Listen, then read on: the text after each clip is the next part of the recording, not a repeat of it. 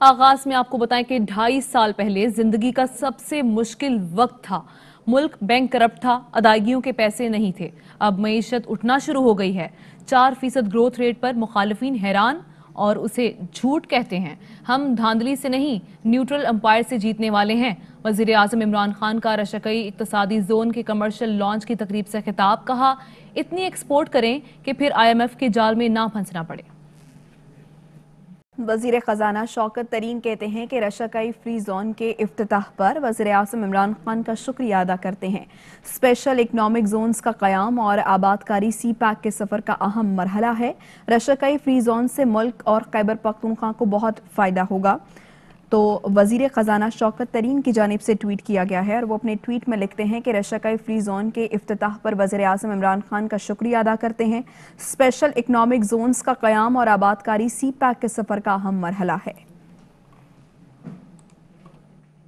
आगे बढ़े, आपको बताएं कि MQM का अंदरून सिंध दहशतगर्दी के लिए बनाया जाने वाला बड़ा नेटवर्क बेनकाब हो गया। तर्जुमान CTD के मुताबिक हैदराबाद कराची से ताल्लुक रखने वाले 3 दहशतगर्द कारकुन गिरफ्तार कर लिए गए हैं। गिरफ्तार दहशतगर्दों से असलहा, एम्यूनेशन और दस्ती बम बरामद कर लिए गए। कार्रवाई गुज़श्ता रात विफाकी हसास इदारे की मदद से लांडी रेलवे स्टेशन के करीब की गई। तफ्तीश के दौरान मुल्जिमान के सनसनीखेज इंकशाफात सामने आए। गिरफ्तार मुल्जिम नईम अहमद MQM हैदराबाद का सीनियर तरीन कारकुन है। मुल्जिम ने बैरून मुल्क से आला क़यादत के हुक्म पर दहशतगर्दी के लिए गिरोह तश्कील दिया। मुल्जिम नईम अहमद ने अस्करी तरबियत याफ्ता 6 रुकनी गिरोह तश्कील दिया था। ग्रुप में खुफिया एजेंसी रॉ से अस्करी तरबियत याफ्ता दहशतगर्द शामिल हैं। ये बताया जा रहा है कि मुल्जिम नईम दहशतगर्दी, जलाओ घेराव, पुलिस एहलकारों के कत्ल, धमाकों में जेल जा चुका है। गिरफ्तार मुल्जिम इमरान अहमद MQM हैदराबाद का सीनियर तरीन कारकुन है। मुल्जिम इमरान अहमद साबिक sector in charge, zonal member, UC chairman रह चुका है। मुल्जिम हैदराबाद में पुरतशद्दुद कार्रवाइयों, जलाओ घेराव, थाने पर हमले में मुलव्वस है। मुल्जिम इमरान अहमद पुलिस एहलकार के कत्ल में भी मुलव्वस है। पंजाब के वजीर आबपाशी मोहसिन लगारी ने पानी पर नजर रखने के लिए न्यूट्रल अंपायर्स की तजवीज़ दे दी। कहते हैं कि खरीफ में सिंध को 17 और पंजाब को 22% पानी की कमी का सामना रहा है। सिंध गलत बयानी कर रहा है कि उसके 600 मील के नहरी निज़ाम में वाटर लॉसेस 39% हैं। पंजाब के 2600 मील के नहरी निज़ाम में वाटर लॉसेस सिर्फ 8% हैं। विफाकी वजीर डॉक्टर फहमीदा मिर्जा कहती हैं कि आज का कौमी असम्बली का एजेंडा बहुत अहम था। पानी के मसले पर तवज्जो दिलाओ नोटिस भी शामिल था।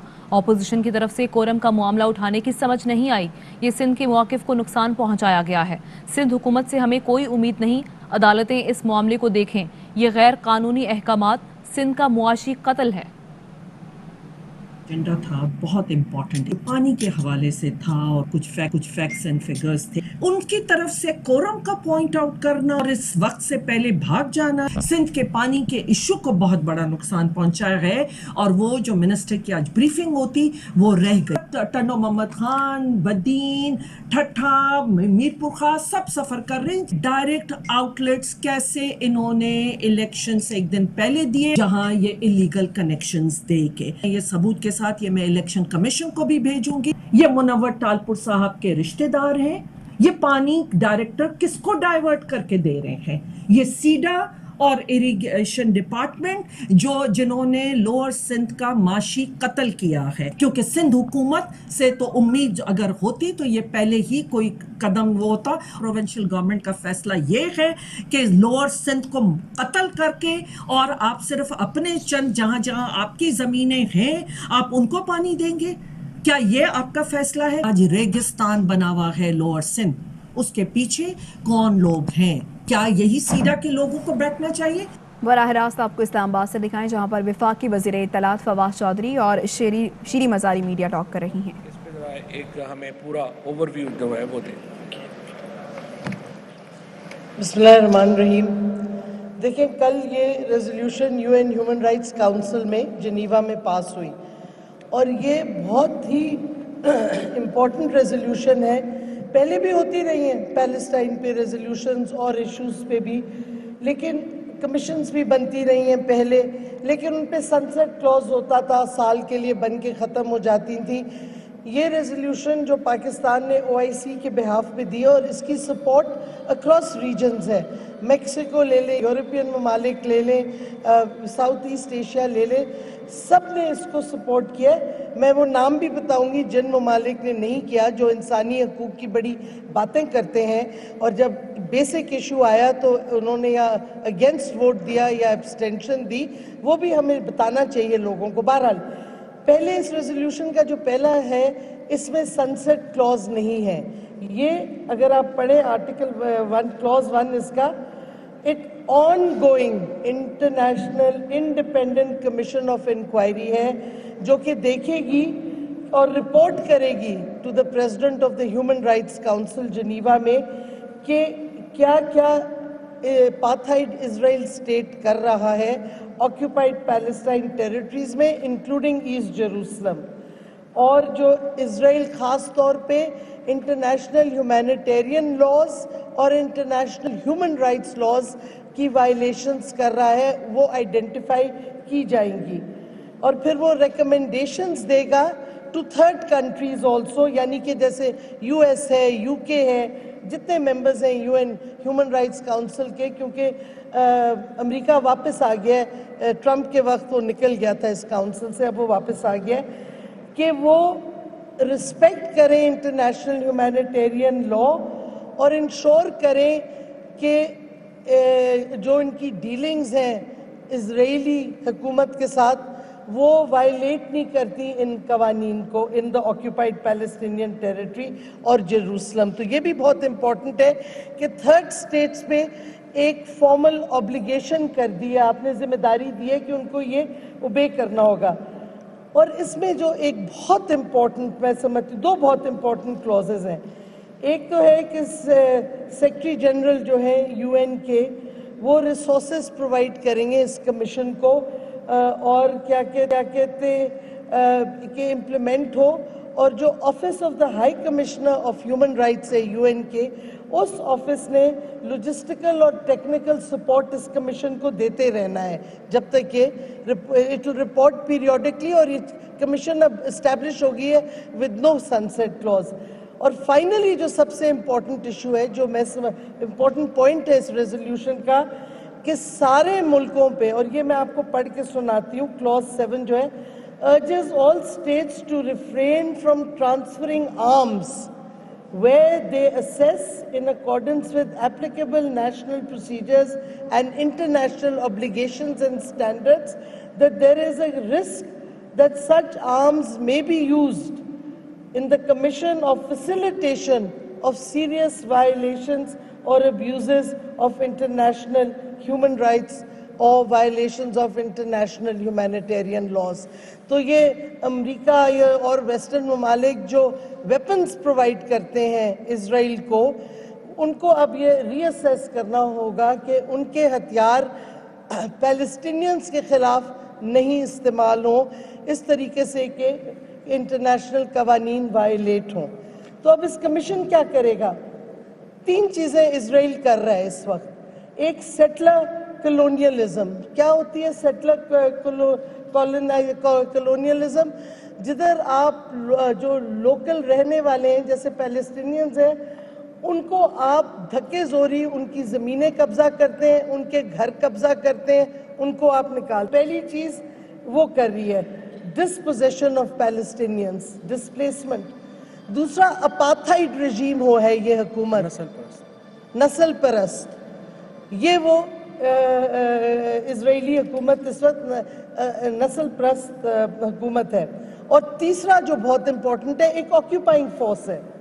और जो ऑक्यूपाइड टेरिटरीज होती हैं, जो ममालिक ऑक्यूपेशन फोर्स होते हैं या ऑक्यूपेशन की हुकूमत होती है, उन पे 4th जिनीवा कन्वेंशन लागू होता है। उनके लिए एक स्टैंडर्ड्स हैं कि आप ये कर सकते हैं, ये नहीं कर सकते। आप लोगों को उनके घरों से नहीं निकाल सकते, आप उनको ऑक्यूपाइड टेरिटरी से कहीं और नहीं ले जाके जेल में बंद कर सकते, आप उनके खिलाफ मैस ट्रांसफर्स नहीं कर सकते। तो ये 4th जिनीवा कन्वेंशन और बहुत सी ह्यूमन राइट्स कन्वेंशन जैसे ICCPR वगैरह ये लागू होती हैं इस इशू पे। और इजराइल इस वक्त ये वायलेट कर रहा है सारी चीज़ें। दूसरा, नॉन ट्रांसपेरेंट मिलिट्री कोर्ट्स में ट्रायल्स हो रही हैं जिसमें पैलेस्टीनियन सिविलियंस की हो रही है, because there is no Palestinian armed force, सारे सिविलियंस हैं, उसमें बच्चे भी हैं। आपको याद होगा कुछ अरसा पहले एक 14 साल बच्ची को सेंटेंस हुआ था, पैलेस्टीनियन लड़की को जो प्रोटेस्ट कर रही थी, उसको जेल भेजा गया, उसने काफ़ी अरसा जेल में गुजारा। तो ये वॉर क्राइम्स हैं 4th जिनीवा कन्वेंशन के तहत, और जो इजराइल कर रहा है वो वॉर क्राइम है, एथनिक क्लेंजिंग है। और एक और चीज़ जो अब इजराइल ने शुरू की है कि इस्लाम की फेथ पे अटैक किया है। जब उन्होंने रमज़ान में अजान रोकने की कोशिश की अल-कुद्स मॉस्क में, जब उन्होंने रोज़ेदारों को रोज़ा नहीं खोलने दिया कोर्टयार्ड में मस्जिद के, ये सिर्फ पैलेस्टीनियंस पे अटैक नहीं है, ये अब फेथ ऑफ इस्लाम पे भी डायरेक्ट अटैक किया गया है। और इस वास्ते ये जो कमीशन अब बनी है ये बहुत इम्पोर्टेंट है। और मैं ये कहती जाऊँ कि ये मॉडल रेजोल्यूशन का और ये कमीशन और जो इस पे इसको पावर्स दी गई हैं, मैं समझती हूँ पाकिस्तान को ये प्रेसिडेंट सब बन गया है।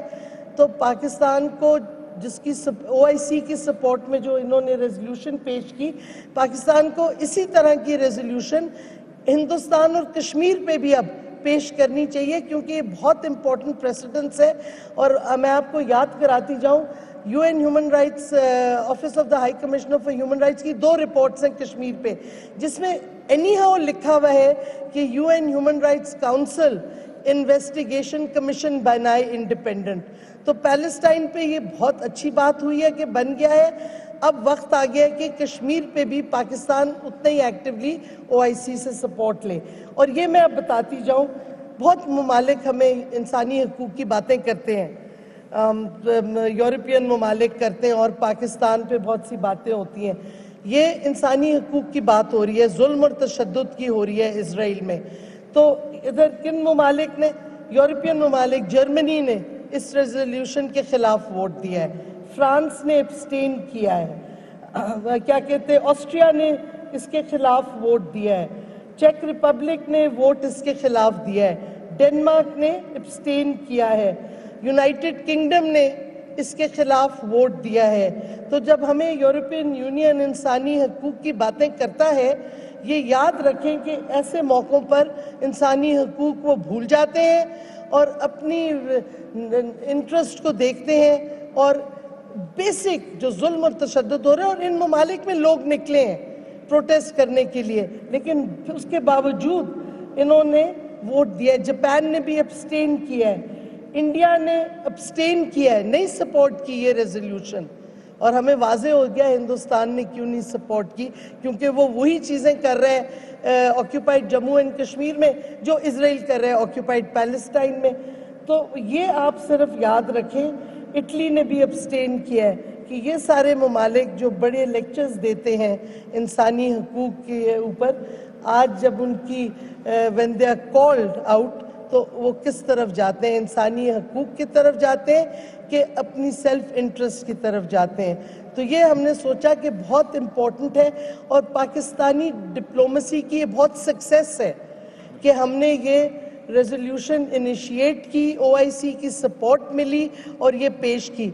मैं समझती हूँ ये एक और इमरान खान की हुकूमत की डिप्लोमेटिक सक्सेस और बहुत इम्पोर्टेंट सक्सेस है, क्योंकि UN ह्यूमन राइट्स काउंसिल में बड़ा मुश्किल है एक रेजोल्यूशन इस तरह की लाना और कमीशन इतना पावरफुल बनाना जिसमें आर्म्स के ऊपर भी एम्बागो लगाया गया है, ताकतवर मुल्क खिलाफ। तो ये, और जब देखें कि इतने ताकतवर मुल्क इसके खिलाफ रेजोल्यूशन के आए हैं, लेकिन मेजॉरिटी ने, और मैंने कुछ तहकीकात की हैं, तो कई वो लोग ममालिक थे जो कह रहे थे कि ये आर्म्स का ना लगाएं। मेक्सिको जैसे मुल्क ने कहा कि नहीं, बिल्कुल लगाएं। आयरलैंड जैसा मुल्क जो मैं समझती हूँ बहुत आगे गया है, यूरोप में सबसे आगे गया है, इजराइल वो पैलेस्टाइन की सपोर्ट में, उन्होंने कहा कि नहीं लगाए। तो ये बहुत इम्पोर्टेंट डेवलपमेंट है जो दिखाती है कि हमारा मौक़िफ़ जो है, जो पोजीशन हमने ली है, उसकी अक्रॉस रीजन्स सपोर्ट है। और इंशाल्लाह अब ये रिपोर्ट क्योंकि करेंगे ह्यूमन राइट्स काउंसिल के प्रेसिडेंट को, secretary general of the UN will have to keep taking note. तो मैं समझती हूँ कि अब जो पूरा पैलेस्टाइन के ऊपर एक डेडलॉक था डिप्लोमेटिक, जो पावरफुल ममालिक कुछ करने ही नहीं देते थे, मैं समझती हूँ इससे फ़र्क पड़ेगा। इस वास्ते ये बहुत इम्पॉर्टेंट है और पाकिस्तान की बहुत मेजर अचीवमेंट है। Thank you. एक मिनट उसको करना जायद, उसके बाद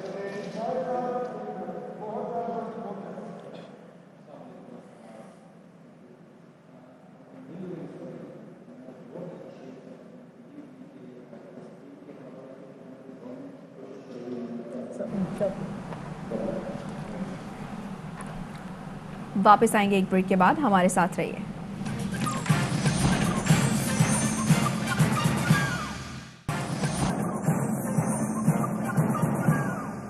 एक बार फिर आपको लिए चलते हैं, विफाकी वज़रा की न्यूज़ कॉन्फ्रेंस जारी है। नेशनल डायनामिक्स हैं वो बदल रहे हैं। अब ये नहीं हो सकता कि जी अमेरिका कुछ कर दे या यूके कुछ कर दे और ये ममालिक खुद अब सोच समझ के करेंगे। इधर तो वोट अगेंस्ट किया है, लेकिन डोमेस्टिक प्रेशर जब तक बढ़ता जाएगा, जो बढ़ रहा है इन ममालिक में, उनको भी रिकंसिडर करना होगा, स्पेशली जब उनका वक्त इलेक्शंस के करीब आएगा। तो मैं समझती हूँ हमें ये इस तरह बड़ी होपफुल है, मैं समझती हूँ बहुत होपफुल चीज़ है ये, क्योंकि कश्मीरी डायस्पोरा भी है यूरोपियन ममालिक में बहुत बड़ा। तो ये एक साइन ऑफ होप है कि हमारी आवाज़ और कश्मीरियों की आवाज़ अब ज़्यादा गूंजेगी और सुनी जाएगी। थैंक यू जी, क्योंकि अभी हमने एक और बड़ी इंपॉर्टेंट प्रेस कॉन्फ्रेंस इसके बाद असद उमर साहब के साथ अभी दोबारा करनी है, सो अपॉलॉजिज।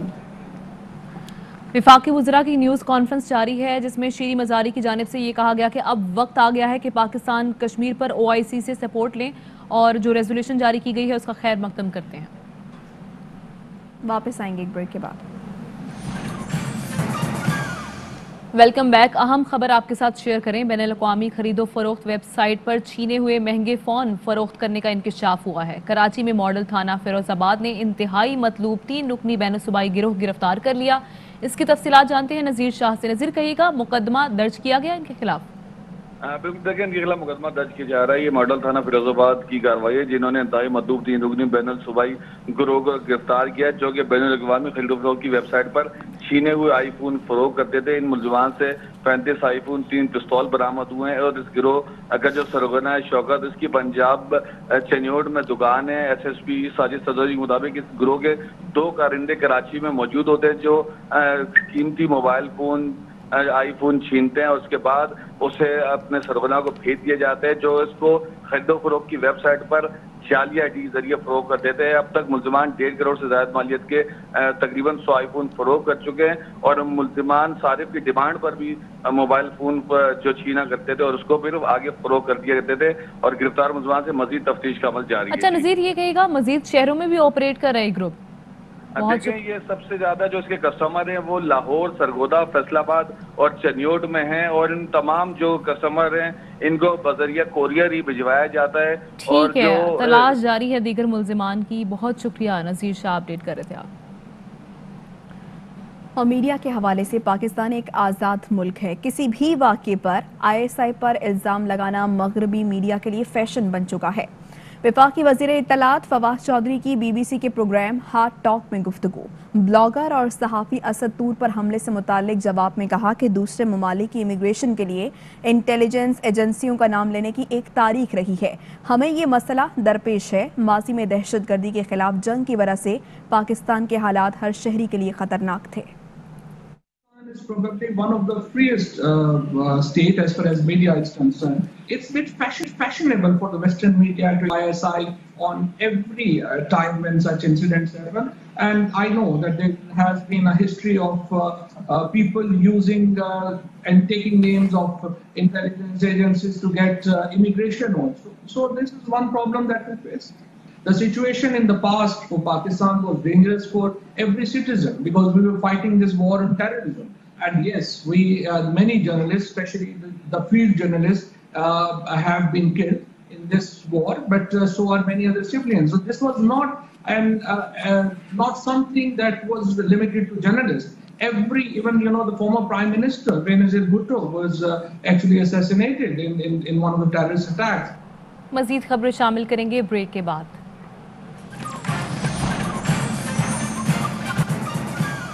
लाहौर लिए चले आपको फिरदौस आशिकाबान न्यूज़ कॉन्फ्रेंस कर रही हैं।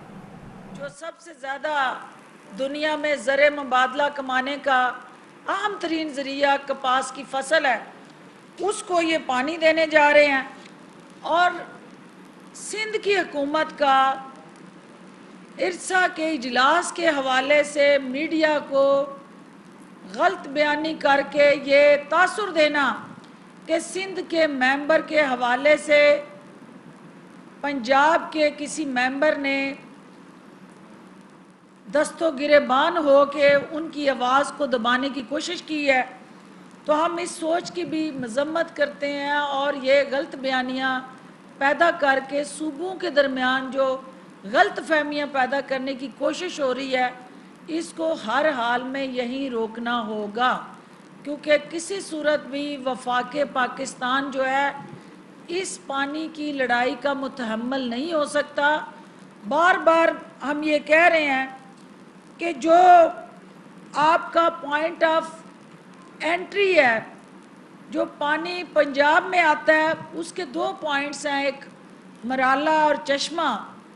और जहाँ से पानी सिंध में एंटर होता है, यानी एग्ज़िट पॉइंट जो पंजाब के हैं, वो पंजनंद और तौसा है। इन दोनों पॉइंट के ऊपर जो 2600 मील का पानी का सैराब होने का एंट्री पॉइंट से लेके एग्ज़िट पॉइंट तक पंजाब का रकबा है, जहाँ से पंजाब से पानी गुज़र रहा है, वो 2600 मरबा मील है। तो उस 2600 मील के अंदर 8% पानी जो है वो एवेपोरेट होता है या लॉस होता है, या जो है सीपेज की शक्ल में ज़मीन में वो अब्ज़ॉर्ब होता है। तो ये कितनी मज़ाक़ा ख़ेज़ बात है कि जब वो सिंध के अंदर पानी एंटर होता है तो 600 मील का एरिया जहाँ सिंध का बनता है, उसके अंदर वो 39% लॉसेस, एवेपोरेशन और लैंड एब्जॉर्प्शन का फिगर सामने आ जाता है।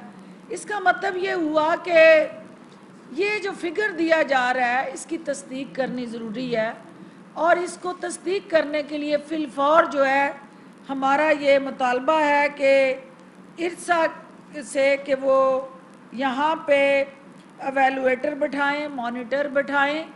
और जो हकीकत ये है कि ये पानी बड़े बड़े जागीरदार वडेरे चोरी करते हैं और सिंध हुकूमत की मिली भगत से ये पानी चोरी होता है और उसको लाइन लॉसेस डिक्लेयर करके तो पंजाब के हक पे डाका डालने की जो कोशिश की जा रही है।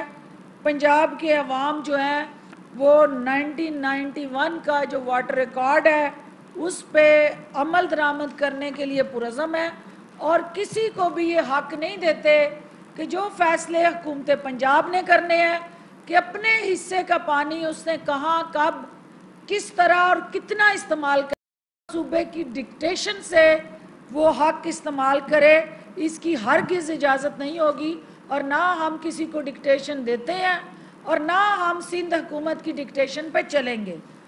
तीसरा इशू जो अहम इशू है, जो प्राइम मिनिस्टर ऑफ पाकिस्तान ने सुबह पंजाब के अंदर कौमी सेहत कार्ड का वज़ीर आला पंजाब के साथ मिल के इजरा किया है, उस कौमी सेहत कार्ड का अल्हम्दुलिल्लाह बाज़ाब्ता तौर पे हम उसको लॉन्च कर चुके हैं। अब तक आज के दिन तक 88 लाख अफराद जो हैं वो 7 अज़ला के वो उन्होंने अपने आप को रजिस्टर करवाया है। डीजी खान और साहिवाल की जो 2 डिवीज़न्स हैं उनमें 48 लाख की आबादी जो है उसको हम फिलफौर जो है हेल्थ कार्ड जो कौमी सेहत कार्ड है उससे मुस्तफ़ीद करने जा रहे हैं।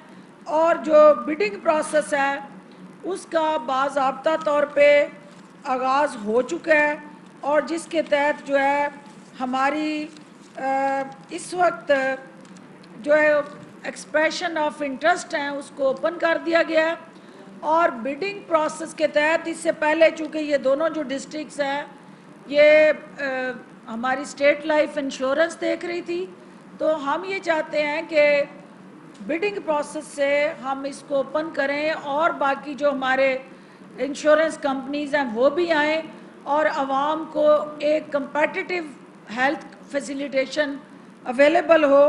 तो पहले प्रोसेस में 2021 का बजट था, इस 21 के बजट में 23 बिलियन रुपीस जो हैं इस कौमी सेहत कार्ड के लिए रखे गए और अभी इस साल के बजट में जो 2021 और 22 का बजट है उसके लिए 80 अरब से 100 अरब रुपए तक की रकम जो है वो मुख्तस की जा रही है और अल्हम्दुलिल्लाह वज़ीर आज़म की क़यादत में पाकिस्तान तहरीक इंसाफ जो है दिसंबर 2000 वापस आएंगे ब्रेक के बाद।